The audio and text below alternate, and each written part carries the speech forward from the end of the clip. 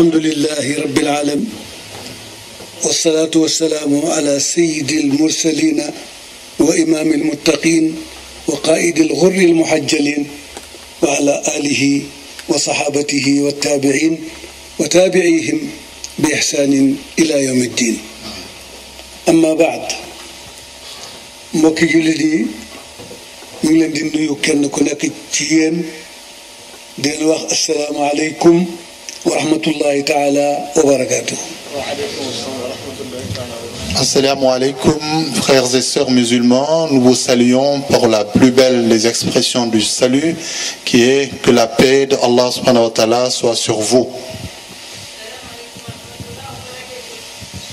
Alaykum assalam wa rahmatullah. Ñu ngi sant Yàlla bu baax a baax ci bés bi. Et remercie Allah subhanahu wa ta'ala pour cette journée moo ñu ko mayoon daaw. qui nous l'a permis l'année dernière mu dundal ñu bañ mayaat ñu ko ren. et qui nous a permis par sa grâce de nous laisser en vie jusqu'à cette année. Yàlla ñu ko mayaat ay ati at. Il prie Allah subhanahu wa ta'ala qu'il nous permette d'assister à cet événement plusieurs années, Yàlla ñu Inch'Allah. ko Yàlla nangul. Et qu'il accepte cette prière, Inch'Allah. sant Yàlla bu baax a baax. On remercie Allah subhanahu wa ta'ala. di feddali suñu gëm Yàlla. Et on renouvelle notre attachement à lui. di wax ashhadu an la ilaha illa Allah. Et on fait à nouveau notre shahada. On atteste qu'il n'y a de Dieu que lui. wa ashhadu anna Muhammadan rasulullah. Et que Mohammed sallallahu alayhi wa sallam est son émissaire. l'islam mooy suñu diine. Que l'islam est notre religion. Seydina Muhammad mooy suñu yonent. Que Mohammed sallallahu alayhi wa sallam est son émissaire auprès de nous. Qur'an mooy suñu téere. Que le Coran est notre livre saint. jullit ñi ñooy suñu mbokk. Que les musulmans sont des frères entre eux. Cheikh Ahmad Tidiane mooy suñu guide. Que Cheikh Ahmed Tidiane Sharif radiallahu anhu est notre guide religieux. Mawlana Cheikh Ibrahima mooy suñu yoon. Que Maulana Cheikh Ibrahim Niass radiallahu anhu est le chemin que l'on suit également. chemin bi benn rek la. Qu'il n'y a qu'un seul chemin. mooy yoon wuy jëlee nit ki ci àddinaam yóbbu ko ci Yàlla. C'est le seul chemin unique qui prend l'homme de ce bas monde et qui l'amène vers son créateur, Allah subhanahu wa ta'ala. ndaxte Yàlla lim njëkk a wàcce ci alquran. Que Dieu, Allah subhanahu wa ta'ala, ce qu'il a révélé en premier dans le Coran, mooy iqra bismi rabbika alladi xalaq. c'est Iqra bismi rabbika alladhi khalaq. bi mu waxee ne jàngal ci turu sa borom. Lorsqu'il a dit à Rasul sallallahu alayhi wa sallam, apprends par la directive de ton créateur. ci lañu war a xamee ne lépp loo xam ne war nañ koo jàng. C'est à partir de ce moment qu'on doit savoir que tout ce qu'on doit apprendre, yonent bi xam na ko ba pare mën na koo jàngal. c'est parce que Rasul sallallahu alayhi wa sallam le sait déjà et qu'il peut l'enseigner. nit ki mënta jaamu Yàlla te xamul naka la koy defee. L'individu ne peut pas adorer son créateur sans savoir comment il doit le faire. Yàlla ngi wax ci alquran ne. Dieu dit dans le Coran, laaj wasalu ala dhikri in kuntum la taalamun. laaj leen ñi nga xam ne ñoo am xam-xam. demandez à ceux qui ont le savoir. bu fekkee ne xamu leen. Si vous ne savez pas, ndax ngeen mën a jaamu Yàlla. de ce point de vue-là, vous pourrez adorer votre créateur basé ko ci lu wér a wér a wér. en fondant cette adoration-là sur des bases solides et fiables. li gën a am solo gannaaw ñaari shahada yi. Ce qu'il y a de plus important après les deux shahadas, mooy ñu akitawu ak suñu julli juróom. c'est de nous acquitter de nos 5 prières quotidiennes. mooy ñu akitawu ak suñu weeru koor. C'est de nous acquitter de notre shahru Ramadan, de notre mois béni de Ramadan. mooy ñu akitawu ci joxe azaka. C'est de nous acquitter de notre acte qui est de sortir la zakat. mooy ñu akitawu ci dem ak Makka. C'est de nous acquitter de ce devoir qui est de faire le pèlerinage pour ceux qui le peuvent. Pour ceux qui le peuvent. benn waay ñëw na ci yonent bi sallallahu alayhi wa sallam. Un homme est venu s'adresser à Rasul sallallahu alayhi wa sallam. ne ko man gëm naa li nga oote dëgg la. Moi j'adhère à ce et je crois effectivement que ce à quoi tu appelles est la vérité. maa ngi wax ashhadu an la ilaha illa Allah. J'atteste qu'il n'y a de Dieu que Dieu et que toi Mohammed tu es son émissaire. man duma julli ba may dee. Je n'abandonnerai plus jamais la prière jusqu'à ma mort. man duma bàyyi koor ba may dee. Je n'abandonnerai plus jamais le siyam jusqu'à ma mort. mais ñaar yi ci des ñoom. Mais les deux autres qui restent par contre, man je ne suis pas concerné. moi je ne suis pas concerné. muy ajat. C'est ce qui concerne le Hajj. et la zakat qu'il faut. Parce que cela demande des moyens, une fortune. C'est ceux qui n'en ont pas, ils sont exemptés. Et lorsqu'il a fini d'affirmer cela, il dit à Rasoul sallallahu alayhi wa sallam, et moi, si je suis uniquement accroché à ces autres piliers, jusqu'à ce que la mort me trouve, où est-ce que ce sera ma destinée? Rasoul sallallahu alayhi wa sallam lui répond,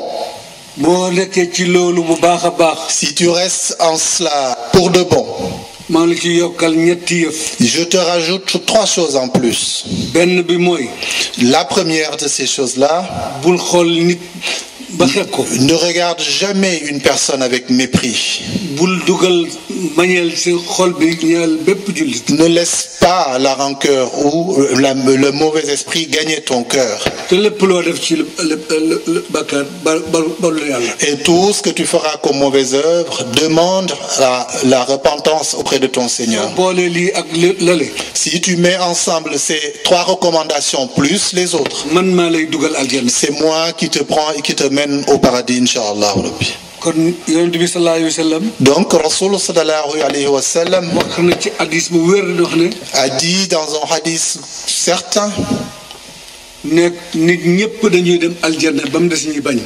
dit que tous les êtres humains seront fil Jannah, sauf ceux qui s'y refusent.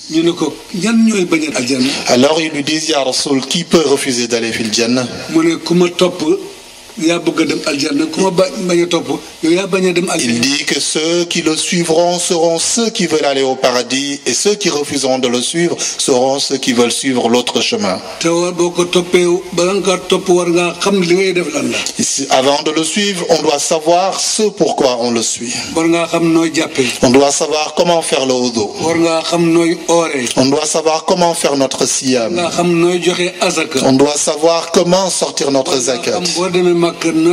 On doit savoir, lorsqu'on se rend au pèlerinage, comment accomplir ce pilier.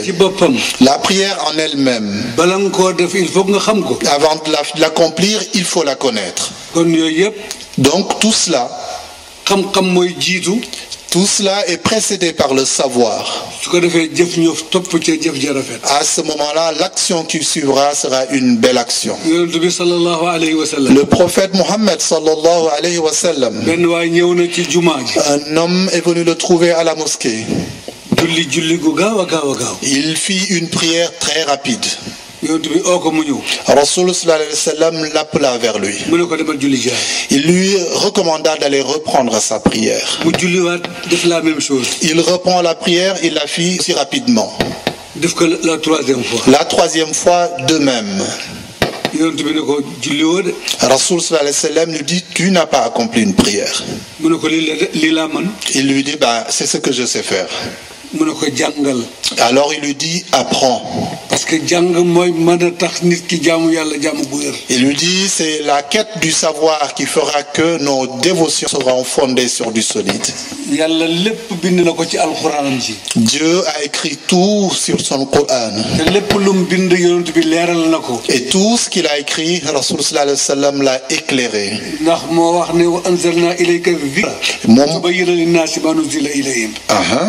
Il a dit, vous, Rasoul,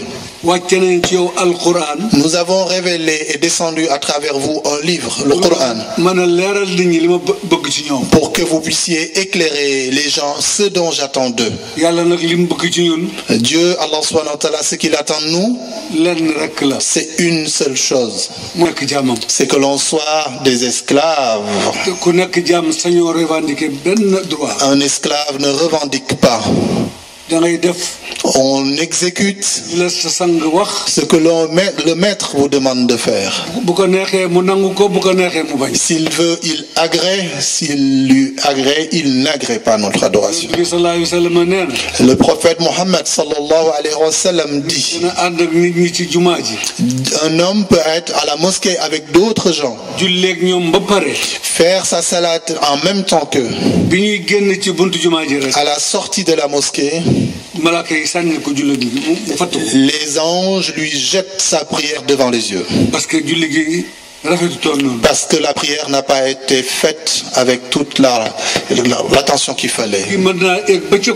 La prière peut monter jusqu'au ciel. Au premier ciel, on vérifie la prière. On voit des contre-valeurs dedans qui font qu'on rejette la prière. La prière peut monter jusqu'au 7e ciel. Il peut aller jusque devant notre Créateur. Et devant notre Créateur, Dieu lui dit, je vous retourne votre prière. Parce que les anges, quoi qu'ils puissent être de bons scripts, ils ne peuvent pas écrire quelque chose qui ne sort pas celle-là même d'une écriture. C'est moi qui sais si cette adoration-là tu l'as fait pour moi ou tu l'as fait pour autre chose. C'est pourquoi un hadith est sorti dire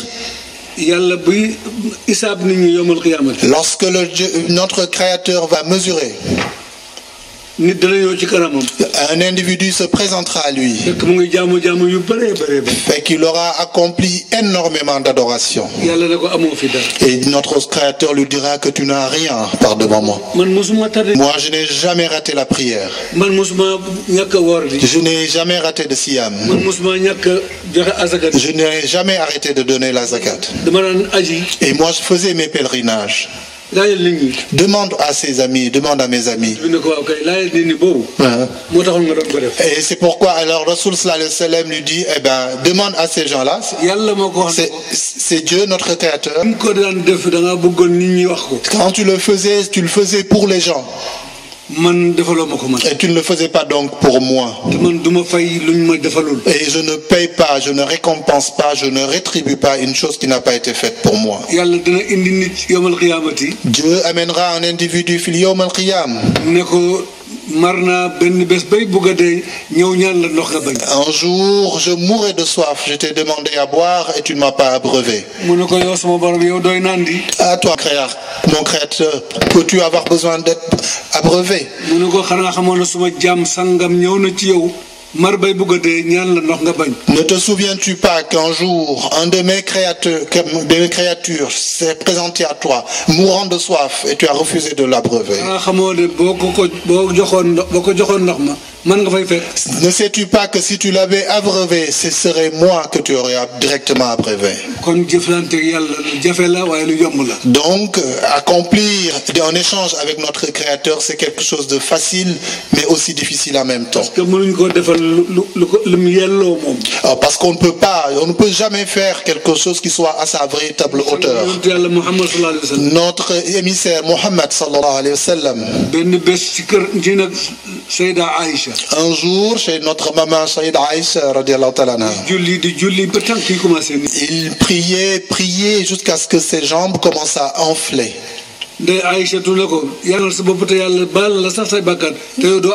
Notre maman Aïcha lui dit, Ya Rabbi, Rasoul, tu es en train de te fatiguer alors que notre Créateur t'a pardonné, tu ne feras plus de péché. Alors il dit que moi je ne fais pas tout cela pour attendre une récompense. Je l'ai fait parce que je suis un esclave. Et ne devrais-je pas remercier?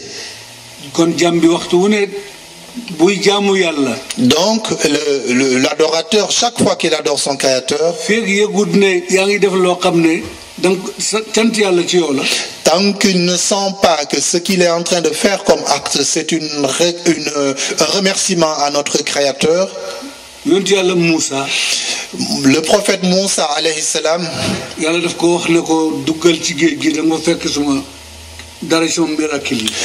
Allah subhanahu wa ta'ala lui a dit, entre dans la mer, tu verras un de mes miracles. Il a eu foi et il est entré dans la mer. Et il a trouvé un pavillon sous l'eau. Il salua et il reçut une réponse par ceux qui étaient là. Alors il lui dit que c'est toi qu'on m'a demandé de recevoir. Il est resté à s'entretenir, à discuter avec Moussa. Il lui demanda alors combien d'années tu as passé à ce lieu. J'ai attendu 800 ans, lui répondit-il. Alors tu n'as pas la nostalgie des gens? Alors je lui dis que celui qui est à la compagnie de Dieu, comment peut-il avoir la nostalgie des gens si bas? À la fin de leur discussion, la personne lui dit: ce que je voudrais, je voudrais que tu demandes à mon Créateur s'il m'a réservé une place parmi ceux de l'Jannah ou ceux de l'enfer. Moussa alayhi salam fut très inquiet. 700 ans au cours desquels il était seul à adorer son Créateur. Et il exprime malgré tout, il ressent une crainte de devoir se retrouver en enfer. Moussa alayhi salam transmit le message à notre Créateur. Allah subhanahu wa ta'ala signale à Moussa alayhi salam que ce monsieur avait vu déjà son nom parmi les ceux de l'enfer. Dis-lui qu'il fait partie de ceux de l'enfer. Et Moussa transmit le message, il lui dit que mon Créateur, mon Seigneur a choisi pour moi, j'accepte sa décision. Et je le prie de m'allonger encore,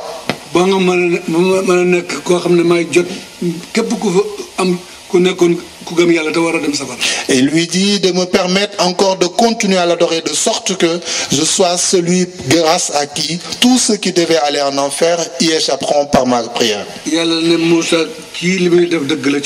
Alors Allah subhanahu wa ta'ala dit à Moussa alayhi salam que celui-là, ce qu'il déclare est véritablement ce qu'il pense. L'islam, c'est quoi en fait? Ce sont les 5 dont on a parlé tout à l'heure. Celui qui s'y accroche, tu as ton billet pour le Jannah. Est-ce que la question c'est est-ce qu'on pourra le faire comme cela se doit? Aujourd'hui on peut le faire, demain on est atteint de paresse. On peut commencer à donner et tout d'un coup on est atteint d'avarisme.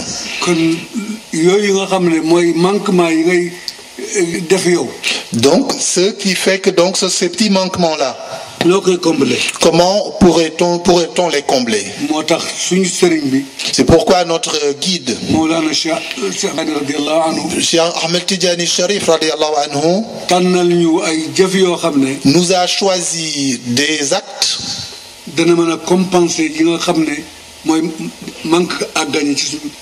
il nous a créé, proposé des actes qui vont permettre de compenser les manquements dans nos actes d'adoration. Si tu fais attention à la tariqa tidjane, comment elle est conçue, le premier acte c'est istighfar, astaghfirullah. Le second acte c'est une prière sur Rasulullah sallallahu alayhi wa sallam. La troisième c'est une prière sur le zikrullah, la ilaha illallah. Et ces 3 actes, Dieu a déjà mené au paradis une personne rien que par ce zikr. Répéter, dire une seule fois la ilaha illallah, Dieu peut te mener directement au paradis. Le prophète Mohammed sallallahu alayhi wa sallam, Abu Dharin est venu le voir un jour et il lui dit: ah, moi, le Rasul sallallahu alayhi wa sallam lui dit: Abu Dharin sort et dit aux gens, celui qui dit la ilaha illallah Muhammadur Rasulullah, s'il meurt en le répétant, il va au paradis, Inch'Allah. Va le dire aux gens, Abu Dharin. Quand il est sorti pour le dire aux gens, Il croisa Sayyidina Omar ibn Khattab. Il lui dit, mais où est-ce que tu vas, Abdullah? C'est Dieu qui m'a fait une révélation. Et il m'a recommandé de le dire à tous ceux que je verrai. Alors il lui demanda ce qu'il lui a dit.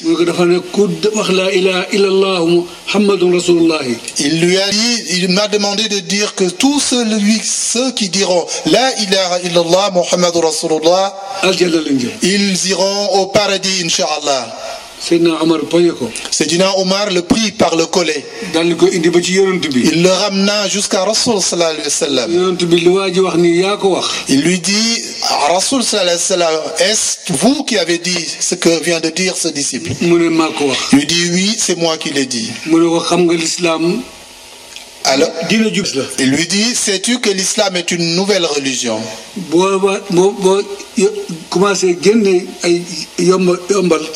Si tu commences à montrer des facilités dans la pratique de cultuelle, les gens ne prendront pas l'islam au sérieux. Donc l'islam, c'est une religion qui garantit à l'individu sa vie ici-bas et sa vie à l'au-delà. Dieu possède tout et il peut donner tout ce que l'on peut souhaiter. Si en waliou Allah dit que ceux qui me suivent iront fil Jannah avec moi, ayant une conviction que c'est possible. Ce n'est pas lui qui donne le Jannah. Donc son créateur qui lui a permis d'affirmer cela, c'est parce que son créateur a l'intention de l'honorer en lui permettant de faire entrer des gens fil Jannah. Donc Rasul sallallahu alayhi wa sallam a dit, un individu qui s'amènerait devant Dieu en ayant accompli des péchés qui rempliraient un océan, s'il dit une seule fois astaghfirullah, Dieu peut effacer tout cet océan de péché. Une seule chose, Allah ne pardonnera jamais, c'est de lui trouver un associé. Parce que Dieu est unique.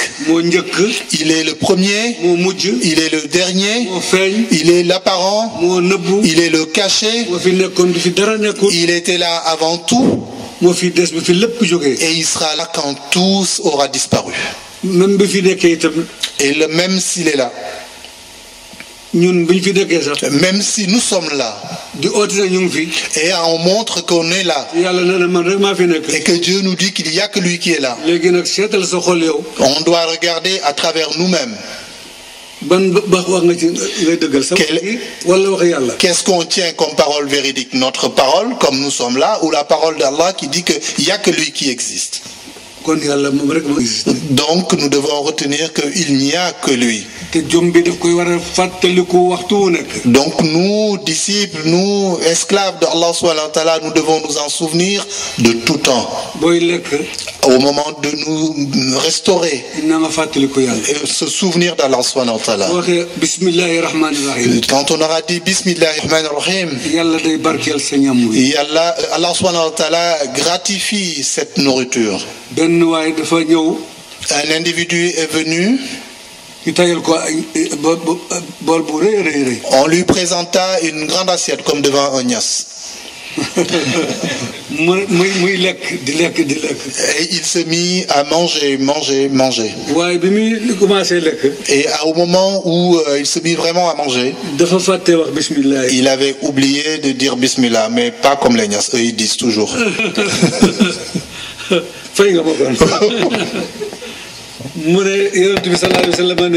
Donc Rasul sallallahu alayhi wa sallam lui dit, à partir du moment où notre créateur a tourné son esprit pour qu'il dise Bismillahirrahmanirrahim, à ce moment-là, en fait, Shaitan était en train de partager son assiette. Shaitan a vomi tout ce qu'il avait ingurgité à partir du moment où il a dit Bismillahirrahmanirrahim. À partir du moment où il a dit Bismillahirrahmanirrahim. Donc ne négligeons pas lorsqu'on se restaure de dire Bismillahirrahmanirrahim. Deux shaitans se sont croisés. L'un était maigre comme tout. L'autre était costaud comme un éléphant. Ils discutaient. Le très gras des shaitans lui dit que moi, Dieu m'a mis à côté de quelqu'un qui a oublié, qu'il a oublié. Donc qu'à chaque fois qu'on lui sert son assiette, il oublie son créateur, il ne dit pas Bismillahirrahmanirrahim. Donc je partage son assiette jusqu'à la fin. Dès qu'il entre dans sa chambre, il ne dit pas Bismillahirrahmanirrahim. Il entre dans sa chambre, j'entre, je fais des dégâts.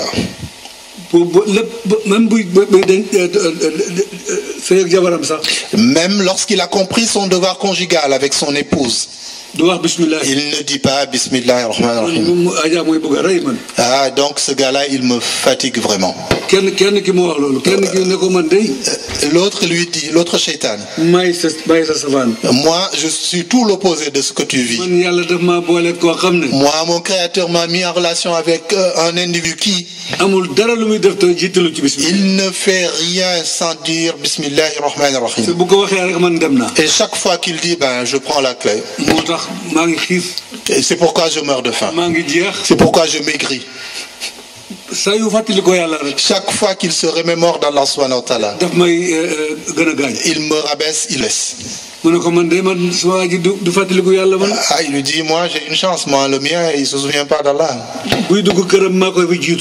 Quand il entre chez lui, je le précède. Parce qu'il ne dit pas Bismillahirrahmanirrahim quand il entre chez lui. Quand il se restaure, il ne dit jamais Bismillahirrahmanirrahim. Je le devance devant son assiette. Tout ce qu'il fait, il ne se remémore pas de son créateur subhanahu wa ta'ala. Ce qui fait que Allah subhanahu wa ta'ala me laisse avec lui. C'est le shaitan qui parle. Ce shaitan-là, c'est ce shaitan dont Maulana Cheikh Ibrahim Niass Baye disait,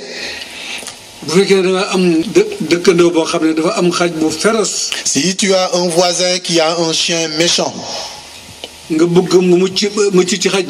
tu veux être préservé contre ce chien, si tu viens lui rendre une visite, causes, des intérêts. Il y a en fiqh islamique, il y a la règle du moindre des mots.